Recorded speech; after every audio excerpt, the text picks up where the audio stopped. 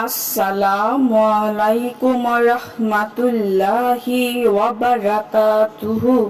প্রিয় দর্শক শ্রোতাবৃন্দ, আশা করি সকলেই ভালো আছেন। যদি আপনার কাজ কারবার মন্দ হয়ে যায়, এই কারণে পেরেশানিতে পতিত হন, যদি আপনি দোকানদারি করেন, দোকান ভালো চলে না, কখনো কখনো দোকানে চুরিও হয়ে যায়, তাহলে এই আমলটি করুন। ইনশাআল্লাহ দোকানের চুরি হবে না, কাজ কারবার ভালো চলবে, পেরেশানি থেকে মুক্তি পাবেন। ওজিফাটি কিভাবে করবেন?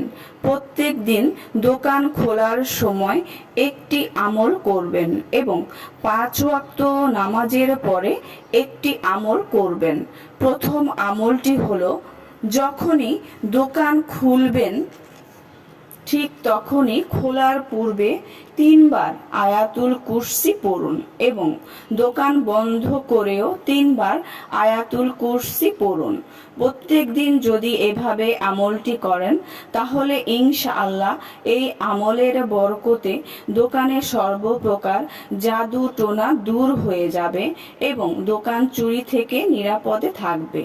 এবং অবশ্যই 5 ওয়াক্ত নামাজ আদায় করবেন এবং প্রত্যেক নামাজের পরে একবার আয়াতুল কুরসি এবং 3 বার সূরা আলাম নাসরা পড়ুন। অতঃপর একবার সূরা ফাতিহা বা আলহামদু সূরা পড়ুন। অতঃপর 3 বার সূরা কদর পড়ুন।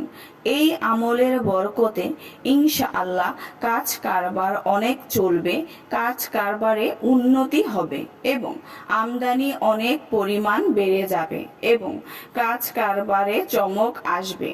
প্রিয় দর্শক শ্রোতাবৃন্দ, ভিডিওটি যদি ভালো লেগে থাকে অবশ্যই চ্যানেলটি সাবস্ক্রাইব করবেন, লাইক করবেন, কমেন্ট করবেন এবং বেশি বেশি করে শেয়ার করে দিবেন। সবাই ভালো থাকবেন। আল্লাহ হাফেজ।